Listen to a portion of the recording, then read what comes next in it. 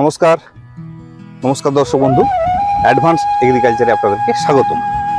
আজকে আমরা এসেছি সেই বাঁকুড়া জেলার বিহারীনাথ পাহাড়ের কাছে বিজিত স্যারের বাগানে। মানে যে বাগানটা খুব টাফ ব্যাপার, এই পুরুলিয়া বা বাঁকুড়ার মাটিতে একটা নতুন করে বাগান রেডি করা।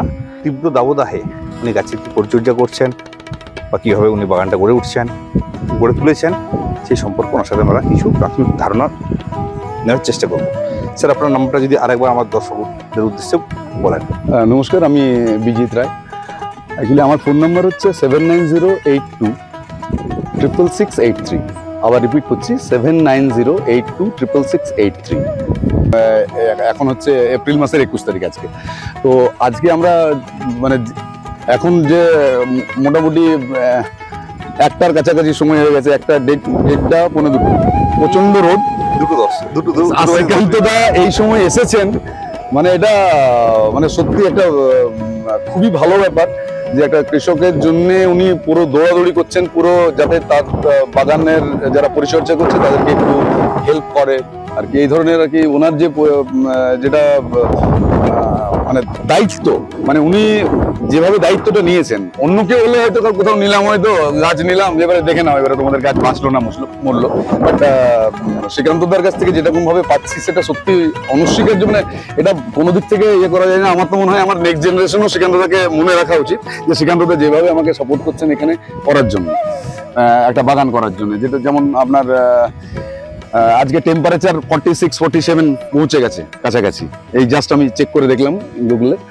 তো এই সময়ে প্রচন্ড গরম, এই গরমের সময়ে গাছ বাঁচানো মানে একটা খুব একটু বুদ্ধিমত্তার সাথে যদি পরিচর্যা করা যায় গাছটাকে অবভিয়াসলি বাঁচানো যাবে। কারণ এইখানে বাঁকুড়ার এই মোরাম মাটি, মোরাম একদম পুরো পাথুরে মাটি। আপনারা একটু পরে আপনাদের হয়তো শ্রীকান্তদা দেখাবেন ওইখানের মাটির অবস্থা। তো এই মোরাম মাটিতে যেভাবে উনি বাগান করার জন্য উনি আমাকে মানে যেরকম ভাবে বলেছেন যে এরকম ভাবে করলে হবে, কেন হবে না, তো আমি ওনার কথা মতো যতটা সম্ভব চেষ্টা করেছি যাতে বাগানটা করতে পারি। তো এবং অ্যাটলিস্ট এখনো আজকে 45 ডেজ, 45 দিন আজকে গাছের বয়স হলো, এখনো পর্যন্ত গাছ পরিচর্যার দিক থেকে শ্রীকান্তদার গাইডেন্সে যেরকম ভাবে আমরা করছি তাতে আমি তো খুব স্যাটিসফাইড। তো সেই জন্য আমি এটা আর কি মানে পুরো শ্রেয়টা কিন্তু শ্রীকান্তদার, যে এরকম ভাবে আসছেন, বলছেন, ফোনে কথা বলছেন, কিভাবে কিছু প্রবলেম হলেই। আমি সবাইকে আরেকটা কথা বলে রাখি, কারণ যারা ওয়েস্ট বেঙ্গল কিংবা ওয়েস্ট বেঙ্গলের বাইরে যারা কৃষক আছেন তাদেরকে একটাই রিকোয়েস্ট যে শ্রীকান্তদার কথা মতো চলুন। কারণ অধিক সার প্রয়োগ করবেন না, অধিক জল দেবেন না, কিংবা কোনো রকম ভাবে মানে অন্য কারো কোনো সারের দোকানে যে এইটা দিলে ভালো হবে, একদম একদম কোনো কথাতে না, যে শ্রীকান্তদার কথা শুনে যদি করেন আমার মনে হয় ভালো হবে। আমি কিন্তু কোথাও যাইনি, আমাকে অনেকে বলেছে 10-26 দিয়ে দাও, অনেকে বলেছে এই দিয়ে দাও, গাছটা গ্রো করে যাবে, জলের কোনো তো ঘাটতি হচ্ছে না, জল দেওয়া হচ্ছে। হ্যাঁ ঠিক আছে, আমি 2 থেকে 3 বার অ্যাজ পার রিকোয়ারমেন্ট আমি জল দেওয়া হচ্ছে আমার ক্ষেতে, এই বাগানে।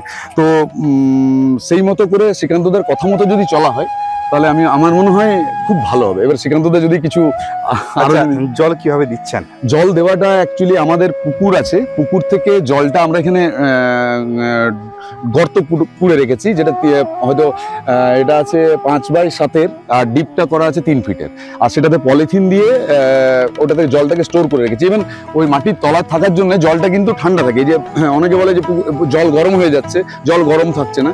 এখনো পর্যন্ত যদি জল আমি শ্রীকান্তদাকে দেখিয়ে দেবো, জলটা কিন্তু ছুলে কিন্তু জলটা কিন্তু একদম ঠান্ডা।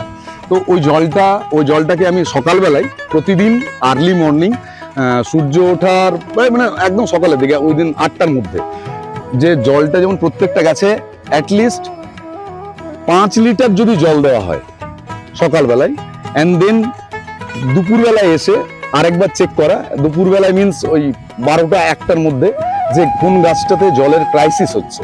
তো সেই গাছটাতে অ্যাটলিস্ট 2 লিটারও যদি জল দেওয়া হয়, ইভেন তারপরে বিকেল বেলায় আপনার মোটামুটি ধরুন আরো 5-7 লিটার জল যদি প্রত্যেকটা গাছে দেওয়া হয়, মানে টোটাল 5-5-10 দিয়ে 12 লিটার জল একটা গাছের যদি দেওয়া হয় আপনাদের আমাদের বাঁকুড়ার এই রুক্ষ মাটির জন্য, মানে যেখানে জলের জল অ্যাবজর্ব করার ক্ষমতাটা বেশি থাকে সেই সব জমিতে আমি বলছি না, মানে আমাদের মতন জায়গাতে মাটিতে হাত দিলেই বোঝা যাবে। শুধু পাশ থেকে একটু খুঁড়ে করে একটু দেখতে হবে যে মাটির জলটা রসটা আছে না গেছে। তো যদি আছে তাহলে জল দেওয়ার দরকার নেই, যদি নেই তাহলে একদম চোখ বন্ধ করে গাছে জল দিবেন। মানে গাছের মাঝখানে মানে জল যদি পড়ে অ্যাটলিস্ট গাছটাকে বাঁচিয়ে রাখতে এই সময় খুব কষ্ট হবে, মানে যদি জল না দেন। আর যদি জল দিয়ে দেন তাহলে গাছটা কিন্তু একদম সার্ভাইভ করে যাবে। তারপরে গাছটা সার্ভাইভ করার পরে যখন এই বর্ষার সময়টা আসবে তারপরে কিন্তু গাছ একদম তরতরিয়ে বাড়বে, যেটা আপনারা কল্পনাও করতে পারবেন না। কারণ আমি লাস্ট 10-12 বছর ধরে আমি কন্টিনিউয়াসলি চাষের সাথে যুক্ত।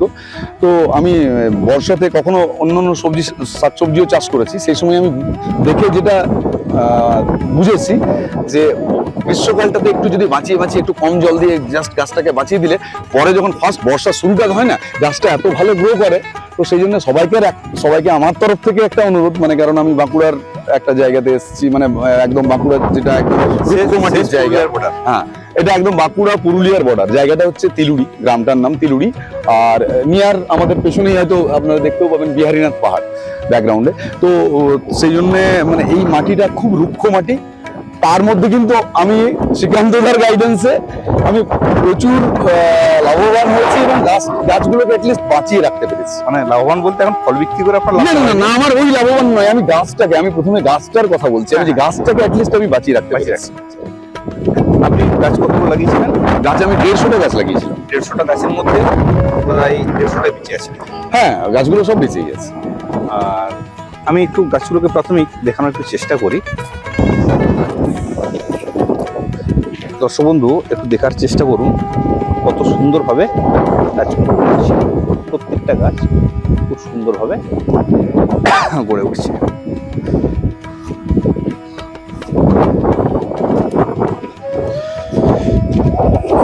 খুব বেশি খাবারের প্রয়োজন হচ্ছে না, শুধুমাত্র জলটা যদি সঠিকভাবে আমরা নিয়ন্ত্রণ করতে পারি তাহলে গাছটা সেভাবে বেড়ে উঠছে। প্রত্যেকটা গাছকে আমি দেখানোর চেষ্টা করছি।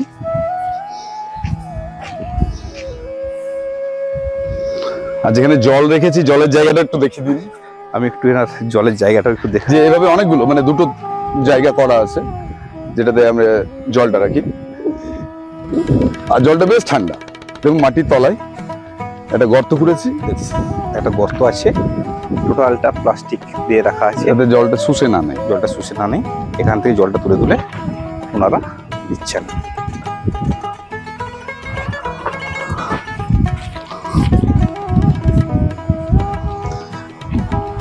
আচ্ছা, তো আমি একটা আপনার কথা জিজ্ঞাসা করি, কীটনাশক কি দিচ্ছেন? কীটনাশক কিচ্ছু দেওয়া হচ্ছে না। মানে এই গরমে এত তীব্র দাবদাহ, এখানে কীটনাশকের দরকার নেই, শুধু নিম তেল, আর কিচ্ছু দেওয়ার দরকার নেই। মানে আমাদের কথা মতো নিম তেলটা দিচ্ছেন? একদম আপনি যেটা বলেছেন একদম সেটাই করা হচ্ছে, নিম তেল দিচ্ছি। আর আপনার ধরুন গোবর সার যেটা নিচে দেওয়া হয়েছে, হাড় গুঁড়ো, শিংকুচি, যেসবগুলো আপনার আর কি, যেগুলো ইনিশিয়ালি দেওয়া হয়েছিল আর কি। গর্তটা ধরুন আপনার প্রথমেই আমি জেসিবি দিয়ে গর্ত করেছিলাম, কারণ পাথরের মাটি কুড়ানো, লেবার দিয়ে কুড়ানো খুব টাফ।